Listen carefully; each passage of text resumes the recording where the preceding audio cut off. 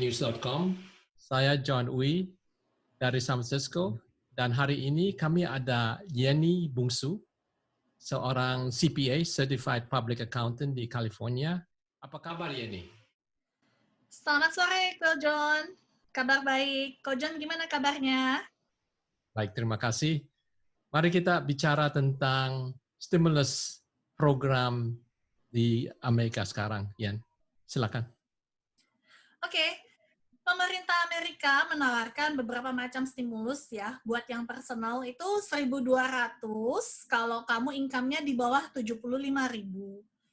And then per anak dapat 500. Buat merit filing jointly itu di bawah 150.000 akan dapat 2.400.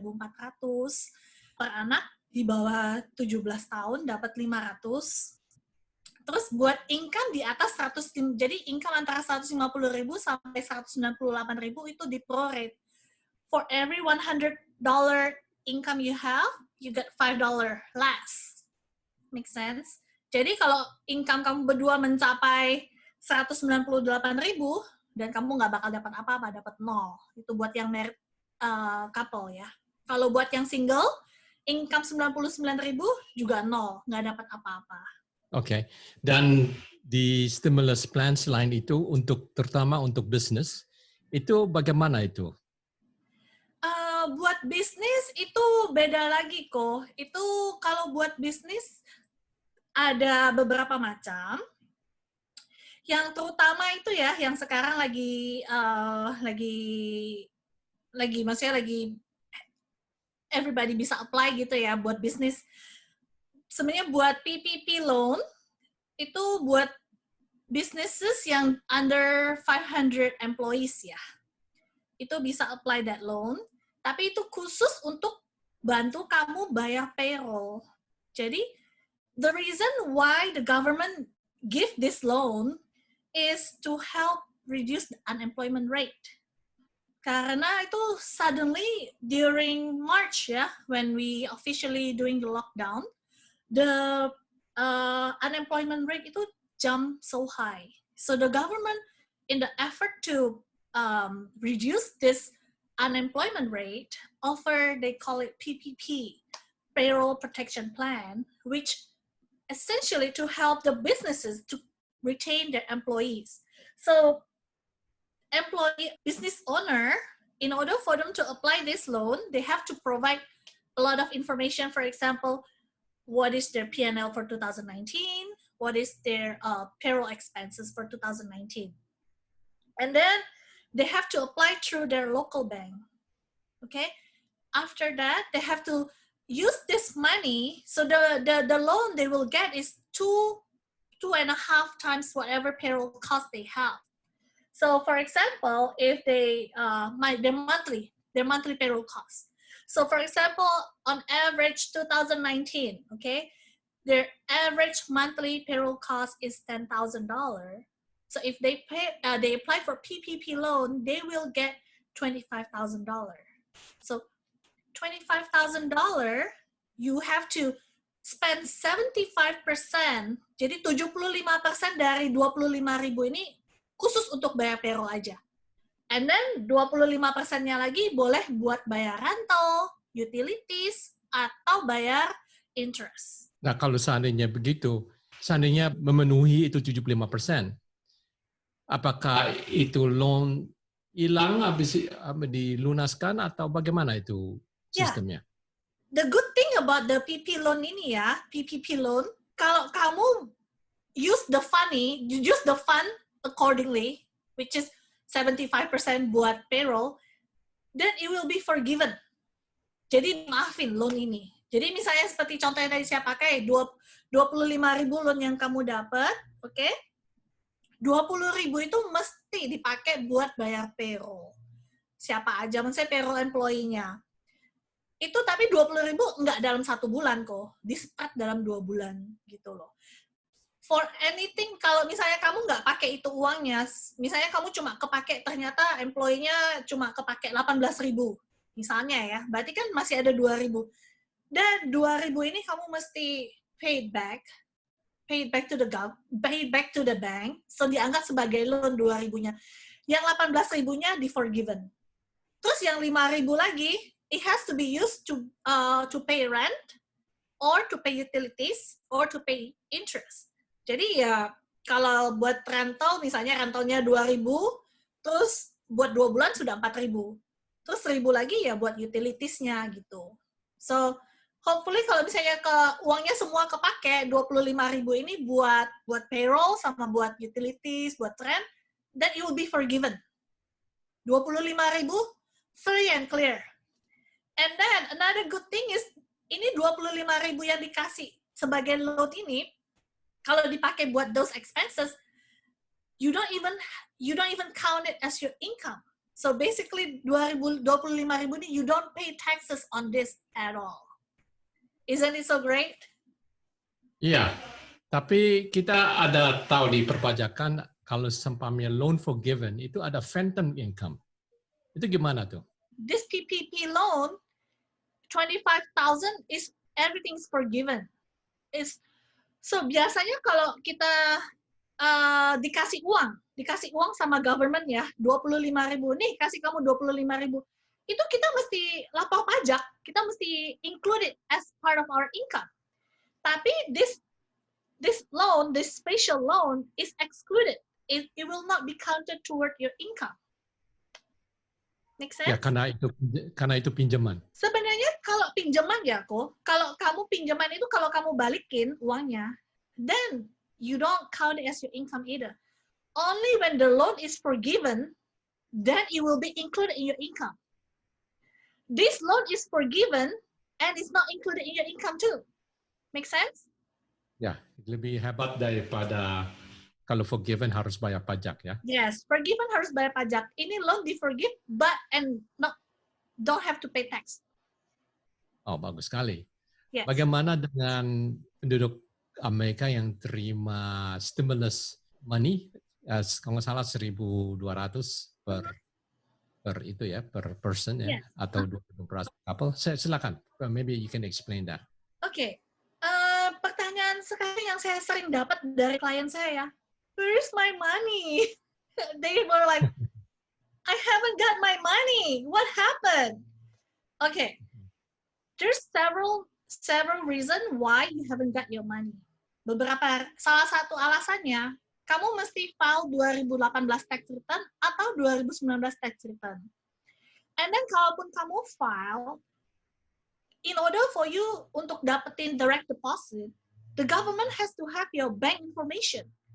Jadi kalau kamu file 2018, 2019 tax return, tapi kamu bayar pajak, that means the government don't have your bank information. Only when you receive a refund, then the government say, oh, hey, CA ada refund. So I know the bank information. So the bank will automatically deposit that money to your bank. Now, for people who actually income-nya nggak mencukupi, kayak misalnya single people atau orang tua yang income-nya di bawah 12.400, itu otomatis mereka nggak perlu bayar pajak kan. So what they do is actually on IRS website, there's this link provided by TurboTax. So TurboTax is helping the government. What they do is you put the information in. For example, misalnya Ana nggak make money at all during 2018, 2019. Berarti Ana nggak perlu bayar tax at all, right? Nggak perlu filing tax. So, but then Ana is qualified to get the stimulus. So, what Ana should do is masuk ke IRS website, and then di sana put the information. Ada linknya. Linknya itu bakal take them to TurboTax. Dari sana cuma perlu kayak nama, date of birth, bank information, and then TurboTax will take care from there.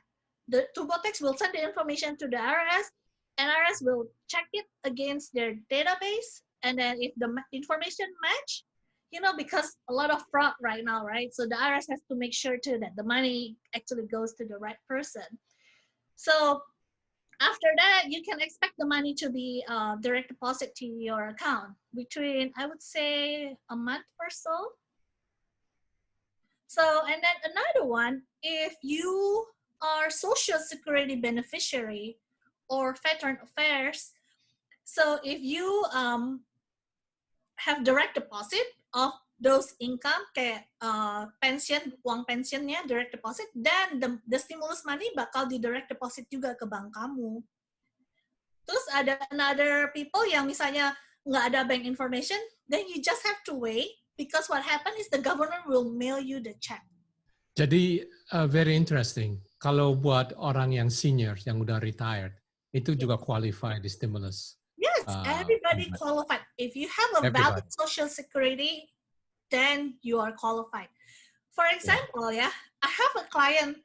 They're not in United States. They're abroad. They're working in another country. For example, in Indonesia, they got a check, stimulus check, mailed to them, mail to their own in their country. Misalnya mereka lagi di Indonesia, itu ceknya dikirim actually ke Indonesia. Amazing, right? Dan itu nggak kena pajak sama sekali ya? Nggak kena pajak sama sekali. It's Jadi basically kayak tax return for you. Jadi kalau itu dalam income tax 1040 itu biasanya sebagai apa kalau terima uang stimulus? Nanti pada saat kamu file tax 2020, ada bakal di satu line di sana yang record this, bakal dibilang, kamu file jointly, and then kamu dapat 2.400. It will be in there, in that line, that particular line that say, okay, you receive this advance, tax refund advance in 2019, in 2020. So basically, dia bakal ada di sana. The good thing about this is, if you get the money, okay, if you get the stimulus payment, ada qualification-nya kan. Kalau kamu income-nya lebih dari 75.000 buat single, kamu nggak qualified gitu. Okay, for example, misalnya saya file 2019, income saya di bawah 75.000, saya dapat 1.200. Tiba-tiba pada saat 2020, income saya naik, income saya jadi 100.000. So, actually for 2020, gue sebenarnya nggak qualified for this stimulus, right? But here's the good thing. If you don't qualify for the stimulus payment in 2020, you don't have to give it back. It's still given to you. It will be forgiven too. Okay, karena dia it's a loan advance for you, tapi if you 2020 lu nggak qualified, then you will get it.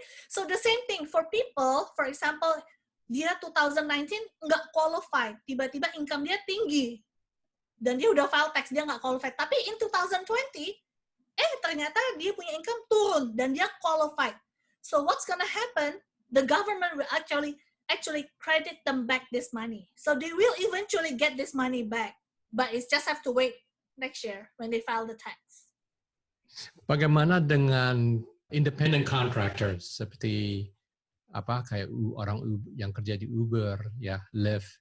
Itu gimana tuh? Do they qualify under the PPP plan atau SBA program atau gimana tuh?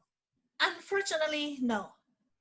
Because buat PPP loan, kamu mesti punya minimum requirement-nya ada 2 employee or more. Gitu. Buat PPP loan ini dia kalau itu mostly buat company gitu loh. Kalau kamu sebagai sole proprietor atau independent contractor, you're not qualified to get it. It's very difficult. Jadi buat mereka sangat susah. Karena PPP loan ini pada dasarnya kamu kan mesti, waktu kamu apply loan-nya ke bank, kamu mesti kasih yang namanya payroll record. Kan setiap kali kamu bayar gaji, kamu file yang namanya employment tax. Pada saat kamu bayar employment tax itu kamu ada report. Report itu yang kamu perlu kasih ke banknya sebagai support, bukti kalau ini kamu punya payroll expenses. Kalau kamu independent contractor, kamu kan nggak keluarin gaji buat diri kamu sendiri gitu loh. Jadi susah buat qualified-nya. Oke. Ada pesan terakhir, Yen, untuk perpajakan? Oke. Kalau menurut saya ya, misalnya kamu memang nggak ada income buat independent contractor atau buat sole proprietor, saran saya kamu apply unemployment aja. Unemployment melalui EDD buat California, itu kamu bisa dapetin $450 per minggu. On top of that, dikasih tambahan $600 per minggu dari federal. Jadi sebulan kamu bisa dapat potentially dapat 4.200. Maksudnya ini orang yang independen, bukan? Yes, buat orang yang independent contractor yang Yang misalnya 1099 ya? iya, 1099. misalnya mereka tiba-tiba suddenly nggak ada income, nggak ada pemasukan, apply that unemployment benefit from the state. Ya, walaupun mereka bukan under payroll. Ya. Iya, mereka nggak ada Bisa. payroll, tapi mereka bisa dianggap sebagai unemployed in the eyes of the state. So the state will give them unemployment benefit. Nah, itu kriterianya apa itu? Ya nggak ada kerjaan kok, nggak ada income. Mereka cuma perlu masuk ke edd.ca.gov and then fill out the information and then submit. Oke, very good. Thank you banget ya untuk memberi informasi Yani Bungsu. Dan juga ke pemirsa Kabari, terima kasih. Sampai kita berjumpa lagi.